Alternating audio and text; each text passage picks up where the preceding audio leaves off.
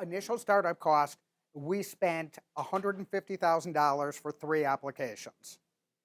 Now, we did some of the things Tom told you not to do, which is, and it was different for the medical program. We actually had options for specific space. We had architects doing drawings and designs for those. We had hired a security consultant, Siemens International, who came in and did design work for the security panels so that when we presented the application, we actually had architectural drawings that the state could look at. In terms of starting operations, we spent almost $500,000 building the dispensary. $500,000. For your build out. For the build What out. did that end up equaling a square foot? Well, you can do the math. We have 3,000 square feet, 1,000 of which is garage. So, but we have a vault that could go into, First National Bank. We have bulletproof glass. We have multiple man-trap security systems. We have 27 high-resolution cameras like the type Tom was showing you, where you can zoom in and see, a pimple on the face of the person. And, all of which we retain for 90 days. So we have a 6 terabyte hard drive to store the 90 days worth of camera feeds. So one of the things also that's important to mention is backup. We had Wi-Fi backup. We had electricity backup. We had a generator in our dispensary. We spent $40,000 for the generator.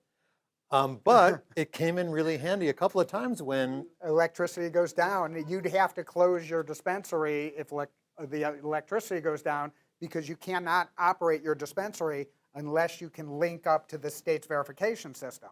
So when the power goes down, you have to close. We had that gigantic generator in the garage, which immediately turned on, and so we were able to continue in operations. Last questions were, we had, I keep getting it wrong, was it 13 or 19 patients when we opened? 19. Okay, so we had 19 patients when we started. We had just spent $650,000 doing this, and we opened the door and we had a total of 19 patients. So we immediately scaled back from the 5 employees. You have to have a minimum of 2 employees, okay? You have to have 1 agent in charge, and then you need to have a second person there. We also had a security guard because we had promised we would have security guards in our application, and whatever you say in your application, you actually have to do it. So, How much working capital did you guys need after you opened your door, so people understand how much they need to have to get from point A to point B? it took us over a year. It took about 14 months before we were positive cash flowing on a going basis. But it's very different for medical and adult use. I've played with some of the numbers for what an adult use is going to look like. Now, it's going to take a while to roll out. And that's one thing that people need to be aware of. You may be sitting here saying, wow, this is going to be a multi-billion-dollar industry, and there's only going to be 185 dispensaries. So, if I get 185th of the $2 billion of sales, I'm rich. But it's not going to happen right away. It's going to be very slow rollout. Joe and I are well aware they're already having problems getting enough inventory just for the medical program, so there are going to be inventory limitations at the start. Yes? You spoke about power issues. Did you have any internet issues? Yes, You lost internet. we use Comcast for our internet, and Comcast goes down. So we did have a backup Wi-Fi, because without Wi-Fi you can't, you can't communicate with the state and all the other things that you need to do. So we had a backup, some kind of firewire kind of thing, and it really came in handy. We activated it multiple times just to keep. Whenever Comcast goes down, we flip over to the AT&T backup, and Yep. Did you ever have to notify anyone about that happening? No.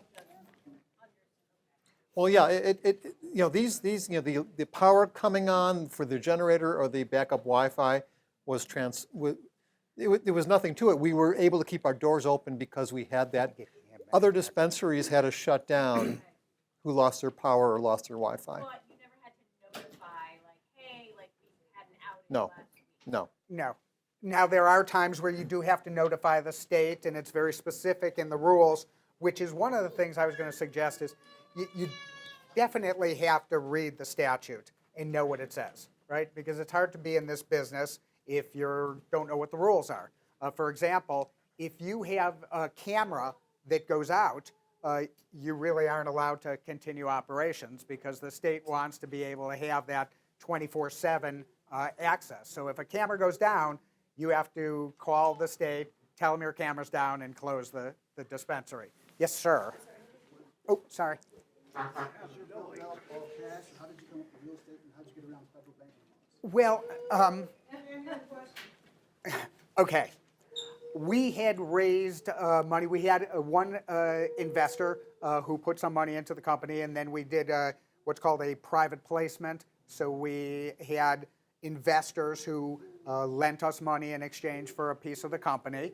And back then, they required you to have $400,000 at the time that you submitted the application. So we figured we were going to go farther and have $600,000. So we initially raised $600,000, and then, as you could tell, because it cost $500,000 to do the build out, and we only had 19 patients the first when we opened, it took over a year to get up. We ended up using about $1 million before we started to positive cash flow. So it was costing you about $100,000 a month to stay open? Or is that a little high? That was a little high, yeah. How much did it cost you to stay open when you didn't have enough people there?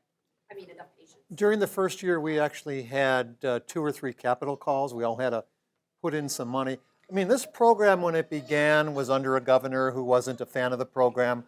So we all had a hard time. We were one click above life support.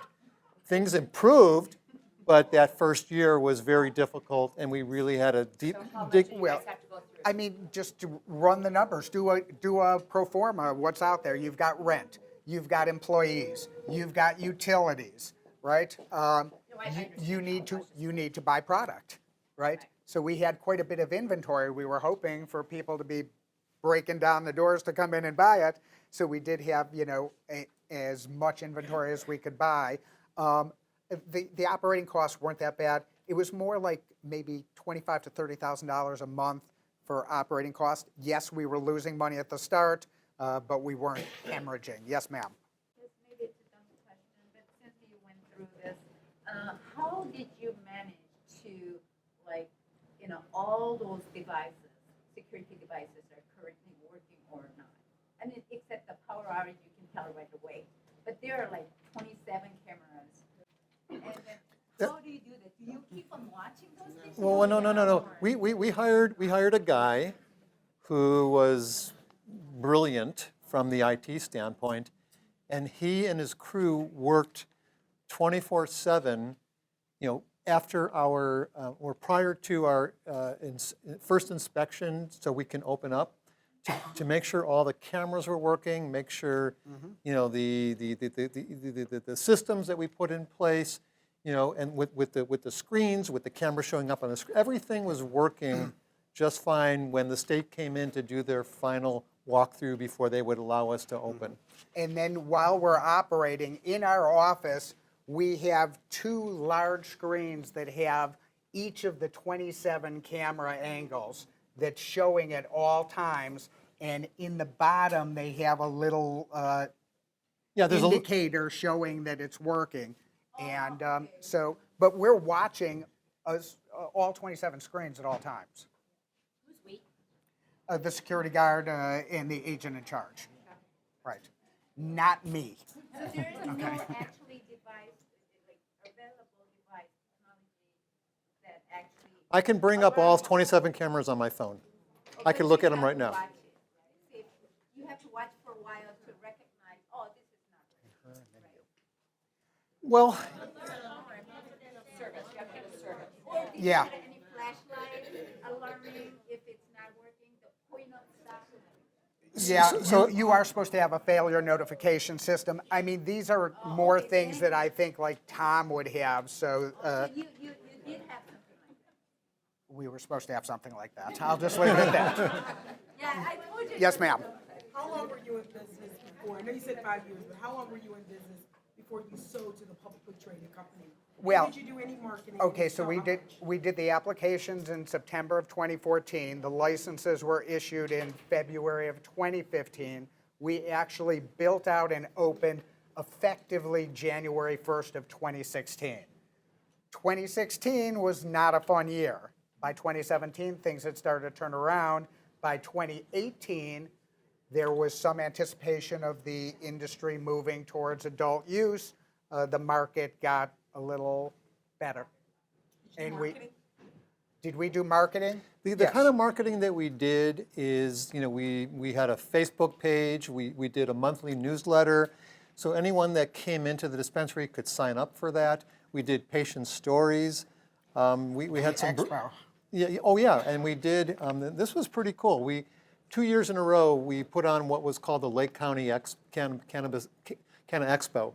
And it was the largest attended, in 2 years in a row, cannabis event for the public. In the city of And it was great. We had doctors coming in, we had tables with growers and people that made hemp jewelry, and we had live Massage music. chairs. Massage You guys are similar to Charlotte's Web. live music, from, and what was cool is we worked with patients who had these talents, so we were all in this together.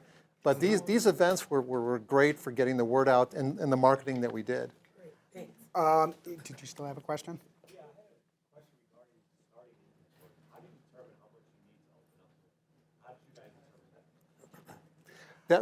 So what was our starting inventory? Cannabis is expensive, and all of a sudden we're looking at, after all this money that we spent, we have to spend another $20,000 to have inventory for sale. But we took a look at that. Back then, it was kind of a land grab because there was so little product available at the time that you bought whatever you could get your hands on, right? And I would suspect it's going to be fairly similar for the adult use just because one of the things about the statute is that they have to supply the medical patients cannabis first before they sell it to the adult use. So it is going to be, I think there's going to be some real bottlenecks in terms of inventory. And of that inventory, are you able to tell us the most recent, how many pounds do you sell a month? Now, do you know how much your biggest month was? Well, our biggest month was August. Just this last August? Yeah. We had Quantity, right. Yeah, sales. We had sales going up every single month as more patients realized that we were doing something different and special. In fact, there's one pharmacist sitting right there who at the time went to Chicago State University College of Pharmacy, where we set up a program with that college and another college to have fourth-year pharmacy students coming in doing clinical rotation. So we were doing something a little bit different, but that was the medical model that we had. When we sold, we were doing about $500,000 a month in sales, and we tried to have a 2-week inventory on hand at all times. How many patients will buy that? Well, it's difficult because there's assigned patients and then there's what they call unique patients. We had like 1,400 assigned patients, and unique it was closer to patients is about 2,000. 2/3. Yeah, it was closer to 2,000 by the time we ended up selling. So 2,000 assigned patients, and figure maybe a little over half of those may be active or monthly users. And if you're using the tracking software, shouldn't you know how many pounds you sold per month and whatever? So were you able to find a bank in Illinois? Yeah, we found 5 banks. Okay, so we had a bank when we were doing our application. By the time we got the permit, they said, we changed our mind, we don't want to be in this industry. We then went to another bank who started banking a number of cannabis companies in Illinois, and then they got investigated by the Office of Comptroller, and they had to enter into a consent order, so they shut down. Fortunately, before they shut down, we found a third bank that was doing this out of Springfield, Illinois. We were in Lake County. We had to have a security guard drive our deposit to Springfield to make the deposit. They lasted until Jeff Sessions came around, and then they said, no, it's too hot for us. They dropped out for a period of 6 months. We operated on a cash-only basis. So not only did we have $150,000 worth of cannabis sitting in our vault, we also had as much as $400,000 in cash sitting in our vault until October of last year, when another bank in Springfield stuck their big toe in and allowed us to open an account. Yes, ma'am. Okay, Exhibit K, specifically asked for the operating plan. Can you describe a minimum of day-to-day operations of how you ran your business, how many employees were on staff at the time, and what functions? Oh, man, I was in the bag on that. Yeah, no, that's no problem. And that raises a good point. Because one of the things you're going to realize as you're going through the application process is, and this is one of the things I wanted to sort of convey to you, is remember who your audience is. You're dealing with government bureaucrats. This is going to be graded by people at the Illinois Department of Financial and Professional Regulation. So what you want to do is you want to get into their mind as to what they're looking for. And what they're looking for is to cover their butts, right? Okay? So your job when you're doing the application is to help these people check as many boxes as possible, right? And one of the boxes is they're going to want to see policies and procedures. The state of Illinois loves written policies and procedures. So what we did was we created a set of, it started as 23 and then it evolved into well over 30, standard operating procedures or SOPs.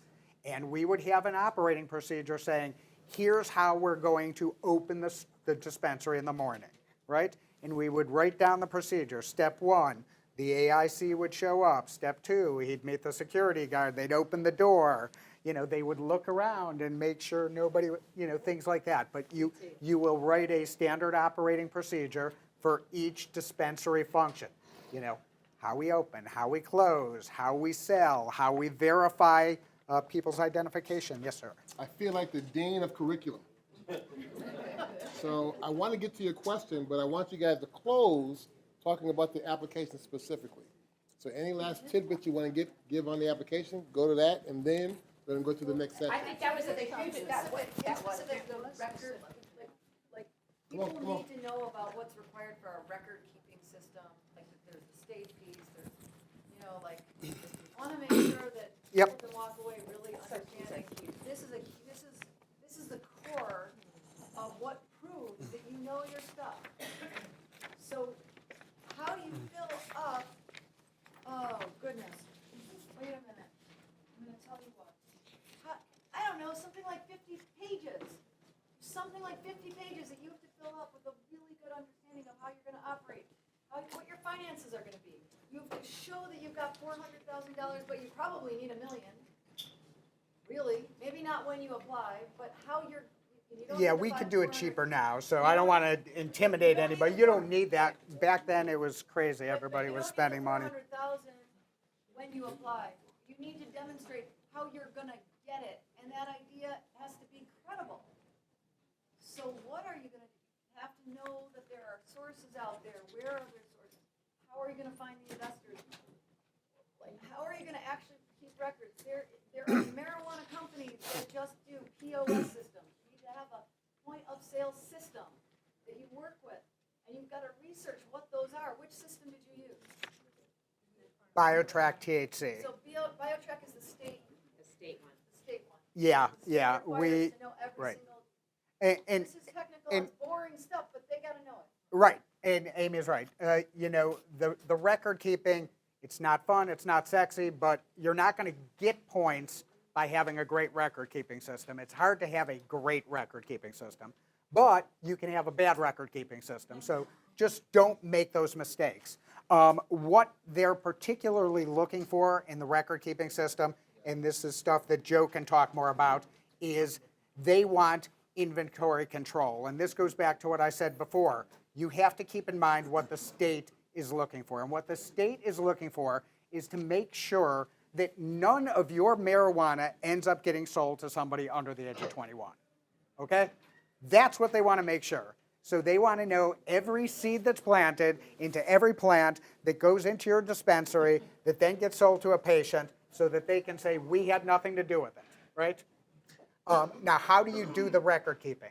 Well, there are very advanced software systems, and Joe, who is the head of operations, was in charge of sort of dealing with all the problems, and there were all sorts of glitches, but there is a software system that handles all of the inventory, and it handles your point of sale. So basically, it's called BioTrack THC, and it is the same system that the state uses. When you order cannabis, it is delivered to your dispensary. You will then scan it in to the system so that there is a record of each product that you took in. You will also be signing written manifests acknowledging that you received it for the driver, but it's going to go directly into the system so that now BioTrack knows that we bought, 10 pounds of this or 300 boxes of gummies or whatever came in at that time is now in the system. Okay, then it gets logged in, we put it into the vault, and then time comes to sell it. Patient comes in, you scan their identification again. You're checking their identification against the BioTrack system to make sure that this is a patient who had all a of the card. stuff that Stu is explaining, what we did for the application is went online to the BioTrack website and just copied and pasted and customized that information for our application, because they know exactly what needs to happen for record keeping and processing and inventory control and everything else. We didn't have to make this stuff up. We just took it off of their information. Yeah, and as to the other records that you need, you don't have to figure it out because the state gives you a list. It's right in the statute. They say these are the records you need to have. So as an applicant, what are you going to do? You're going to say, yeah, we'll have those, right? It's not that difficult. So Yes? Yeah, that's a good question. So one of the mistakes the question was, do the suppliers have to be in Illinois? Absolutely, yes. We made the mistake when we first opened is we thought, oh, why don't we sell some CBD from other states and just have it right there when people walk in? And we actually were doing a pretty good business with that. Because at the time, patients were waiting up to 3 to 4 months before they got their medical cannabis cards. So we gave them something to hold them over, hopefully, until they got their card. The inspector came in, the first thing he said was, what is this stuff doing here? And I said, well, this is just CBD. And he said, no, is this from Illinois? I said, no, it's from Kentucky, it's from He goes, get this stuff out of here immediately. And we were fined for that, too. Well, I understand that, because the 2018 Farm Bill had to pass by then? correct. Is that right? No. Yep, it did not pass by then. Yes. Okay, a couple more questions, and then I do want to get into Exhibit I and sort of drill in on those things so you guys can focus in on what your application obligations are. Yes, ma'am. Ask you about taxes. What percentage, you talked about doing $500,000 in revenue, but what kind of tax, what percentage of that went to tax? So the question is, what are we doing as far as paying taxes, federal taxes, state taxes? I'm going to let Stu handle that because... Okay, so there's one thing to note. Cannabis is still illegal, okay? So we violated federal law every single day by trafficking in the sale of a Schedule I controlled substance. Now, the state of Illinois said that's fine, we're cool with that, but the federal government was still very much not cool with that. And the problem was that there is a section of the IRS code. It is called 280E. And 280E is basically one sentence long, and it says, if you get money through an illegal activity, you cannot write off the expenses related to that activity. So essentially, we pay 100% tax on our gross profits. You are allowed to write off your cost of goods, okay? So look at it this way. If you sell $1 million and it costs you $500,000 for the inventory, because we pretty much marked it up double, whatever we paid, we doubled it as the price we charge to patients. Okay, so you start $1 million of sales, $500,000 of inventory, you have $500,000 of gross profit, and then you've got employees and payroll and everything else, right? ComEd and waste management and all those other things. But we were not allowed to write those off like ordinary businesses. We had to pay taxes on the $500,000. So at a 40% tax rate on the $500,000, we were essentially paying $400,000. We paid an 80% effective tax rate. But that'll get fixed when the law changes. What's that? What's the frequency in your tax reporting? Is it weekly, daily, monthly? Tax reporting? Yeah, or record keeping, since we're on record, to facilitate the tax payment. No different than a regular business. We file annual tax returns. We do quarterly payroll records. But some of the things that do come up, you need to do daily physical reconciliations of product, okay? So every single day, we would count how much product we had so that we knew the next day we had exactly what the state and BioTrack thought we had. Are you doing that with a barcode system, or is that literally a physical counting It's a physical counting. on top of the scan? And you know, we went through different iterations on how to effectively do this, and we never figured it out. Barcodes or RFID tags are expensive, so we weren't going to do that. We have, in the morning, we have 3 employees come in and they do inventory for an hour, and that seems to take care of it. It's a pain in the butt. I hope something changes down the road, but this is a Schedule I drug. They want inventory done every single day. And if you've got, 300 SKUs, and in those 300 SKUs, you've got, several different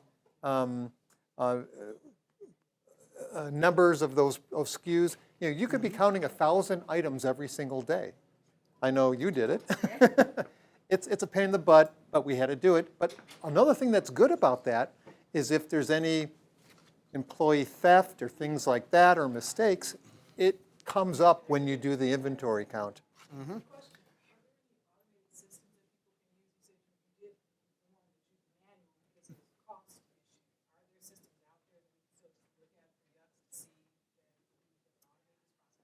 Well, there's barcodes on every single product that we get from the growers, so you'd think that there would be some system that we can just scan the barcode, but there's still a physical count of how many of those items with that barcode are in your inventory. So we haven't really gotten to a place where we can automate this yet. Are you saying that you mirrored it after what pharmacists are doing in hospitals? And I kind of hear that. This is very similar to what pharmacists do in hospitals, drugstores, where they have to count their controlled items.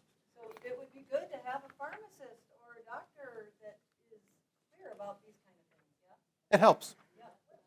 About discipline, and did anybody steal, and how did you handle that? I know you put it in operation. Boy, is that a loaded question. The question, did anybody steal anything? Yeah. We had 27 cameras watching everything except the bathroom, so it really would have been virtually impossible.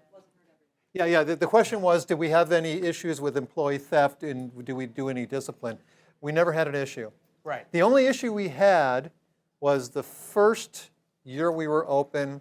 It was on a Sunday. We weren't open on Sundays at that time, and this is a northern suburb. It's fairly. Anyways, a black Range Rover pulled up without license plates, and 3 guys looking like Guido from The Village got out, and they were like looking in the window. And the only reason why we found out about this is because one of them was pressing the automatic door opener, and the front door was doing this, and that set off a silent alarm. The alarm company called me. I was at an art fair, and I said, yeah, send the police. The police, by the time I got there, 40 minutes later, everyone was gone, but we took a look at the video feedback, and then we had a detective come in, and he was doing close-ups, looking at their shoes, looking at what they were carrying, and sent out a notice to all the dispensaries in Illinois, watch out for these guys, they're up to no good. But other than that, we didn't have any issues. All right. About employees, one quick question. When you enter your application, did you have an agreement with like the IBWF? Did you have an agreement with any labor unions when you submitted your application? No. So the question is, do we have any like union kind of agreements or anything? No, we just. Get into that in the HR piece. Okay. Yep. Okay, so let's drill in a little bit on Exhibit I, the inventory monitoring record keeping plan. Like I said, the statute is going to give you sort of the blueprint of how to answer the question. They tell you what they want, so you tell them, we'll keep what you want. But there are a few things in Exhibit I that I think are interesting that you should be aware of, and this is where you can either gain or lose points. The first thing it says is a plan to demonstrate how you'll monitor purchases and denials of sale, okay? So it is good to have an SOP dictating when and how you can refuse to sell to a person. So obviously you're going to refuse to sell to anybody who's under the age of 21, but you may want to have a policy if somebody is disruptive or anything, that you will reserve the right to not serve that person and to ask them to leave, because the last thing you want is a disruptive individual in your dispensary. Put that in your SOP, and that'll check the box on denial of sales, right? And then it goes on to talk about your strategy to communicate with the division and ISP on the destruction and disposal of cannabis. There's a lot of talk in the statute, and there will be in the regulations, on having a policy and procedure for destroying cannabis. So if you buy something, yeah, go, Joe. We kept this very simple. What we found out, because we learned as we went, that the state wants to know the day and the time where we're going to do destruction. So it was every Monday at 10 o'clock. If we had anything to destroy, we would go into an area where it was in full camera view, and we would match up half kitty litter with whatever the product was, mash it up, throw it in the garbage. You didn't have a incinerator? No. You didn't have No. a ceremony? Sometimes it was very sad. We did have the ISP watching us on camera, though. So How did you get that idea? Is that a common approach? Well, in the application, our application. It does talk about composting and how you can mix it up, and so I don't know where Joe came up with kitty litter, but we had a Anything that makes it quarantine. no We had a longer quarantine 50% bucket, cannabis. and we had a destruction bucket. So anything that came up where we got notice from the state, there's issues with these products, we would quarantine it until we got the approval from the state to pull it out of quarantine and put it back on the shelf, or the destruction bucket. So here's the tip. Why is the state so obsessed with the destruction procedure for cannabis? Well, that's how cannabis can dissipate into the stream of commerce. You sit there and say, oh, I bought 100, but I had to destroy 75 of them, and they end up falling off the back of the truck. So they want to actually see those 75, and that's why you do it at the exact same time every week, so that the ISP can watch and see you destroying those 75, because they want to make sure that it doesn't get out. So know your audience when you're doing the application, right? Question is, what do we use for inventory tracking and POS system? It was all BioTrack. And then we used, not Quicken, but QuickBooks. We use QuickBooks for the business checking and, right. So that does all of your profit and loss statements and business No, records. you can, no, the state does allow you to use, there's other systems that are out there that might be better, but you have to make sure that they can integrate with the part of the BioTrack system that communicates with the state every time you check a patient in. If it doesn't do that, then don't use it, because there's still an interface with BioTrack that needs to happen with every system that you use that's not BioTrack. Yes, sir. Since we're talking about LiveTrack, I thought I'd ask, is it the same system that you use for third party, like loyalty and rewards program, or did you get a third party vendor for that? Loyalty and rewards program. So loyalty and rewards programs, we actually had a couple of different companies that we used to track points and award discounts and things like that, and it went very well. Customers loved that stuff. But Baker is one. LiveTrack is not? No. No, we didn't do it through Baker. We used Splango for a while, and then, Sprout, right. Yeah. a lot of There's a lot of systems out there, and customers love to Just get customers points. log in, and then every sale they get points. Yeah, it's a good thing to do. What about your customers? Like, how did you guys track of who's coming into the store? Like, their ID? So how do we keep track of who was coming into the store? Well, we really didn't. I mean, the first day we had 3 people show up, no one on day 2. Our first month of sales was $3,000. But they were in a different industry. They were in the medical. But now if you're not seeing the average number of people, customers, patients that are walking into a dispensary around the country is about 100 a day. So we're now seeing between 100 and 150 a day.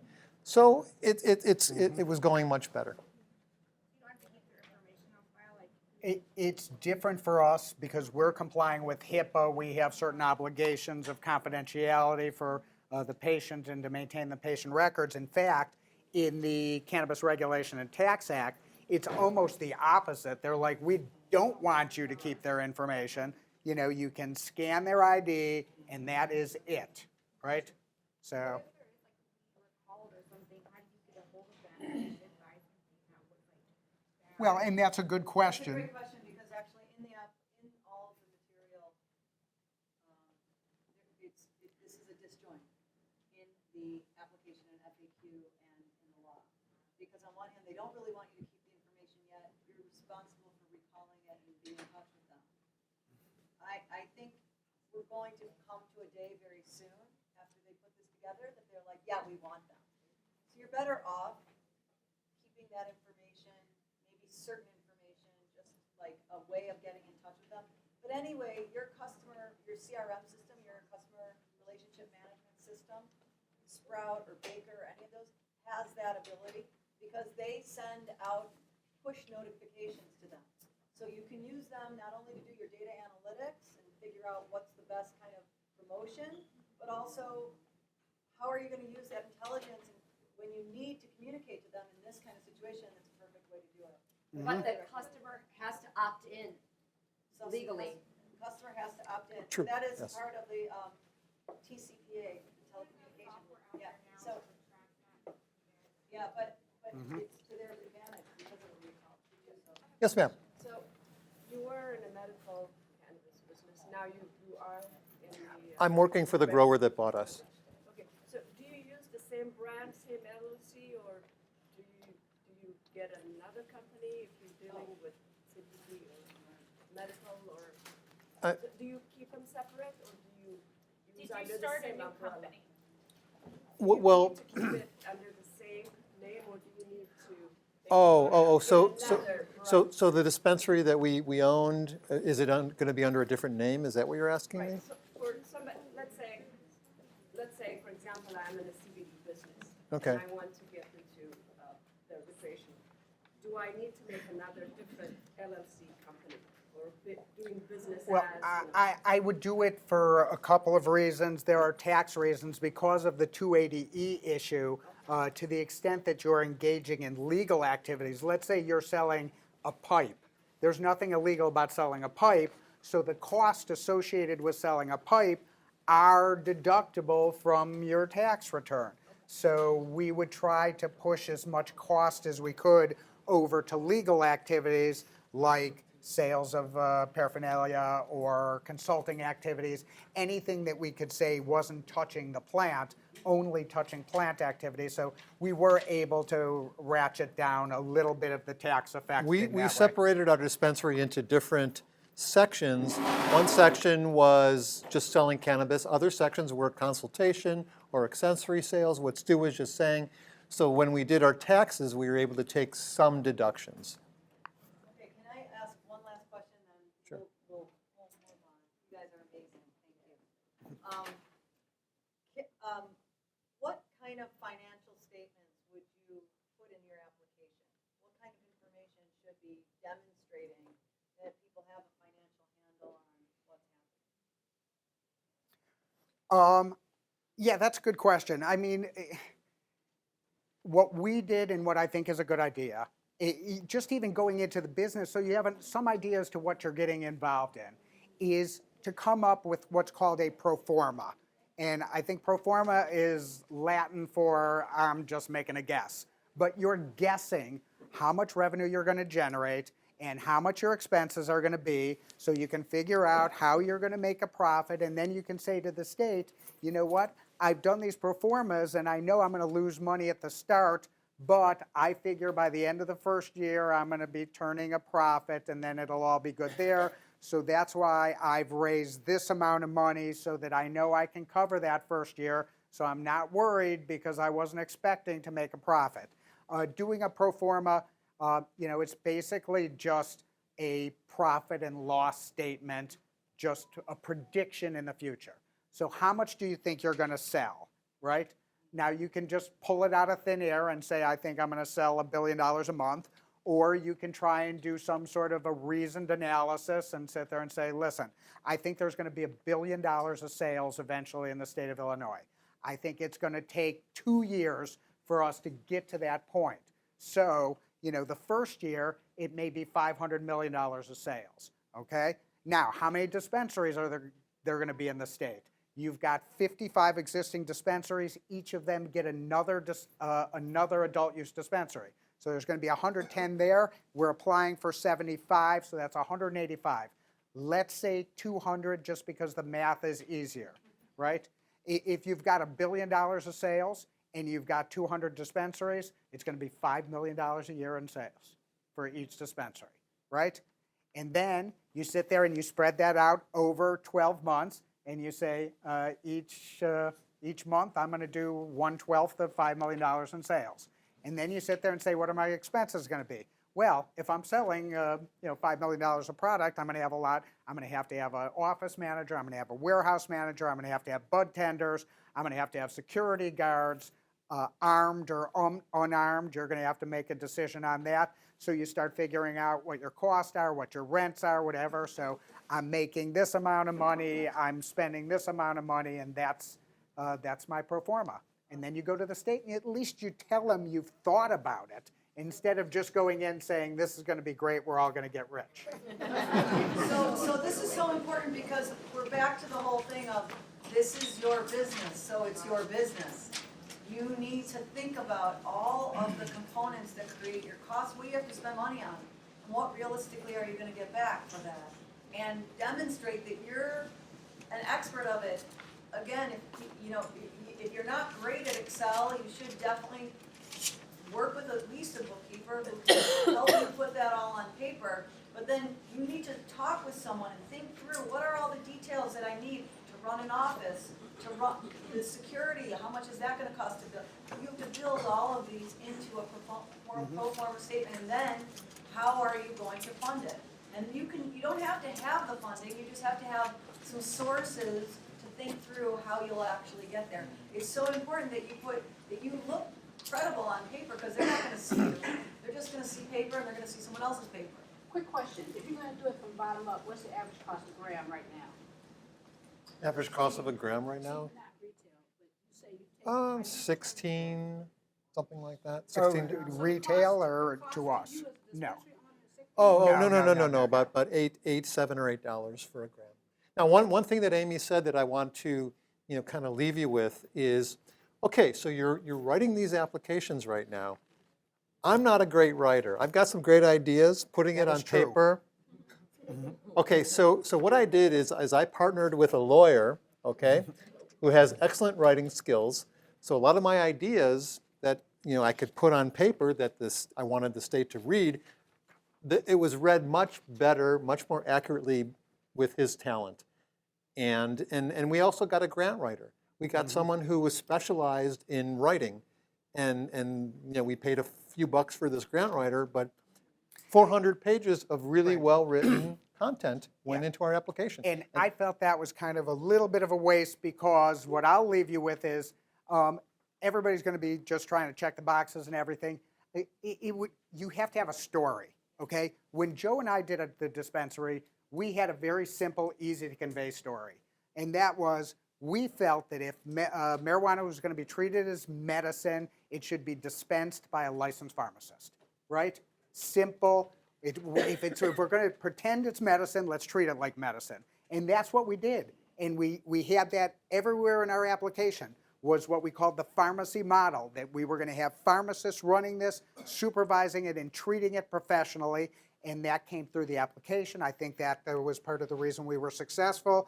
And we carried that on to the way we ran the business for 3 years. We treated this like a medicine.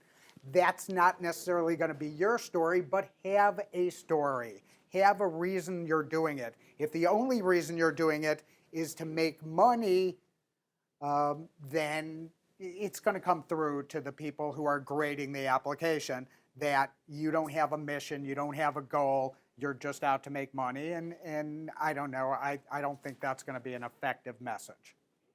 All right, awesome.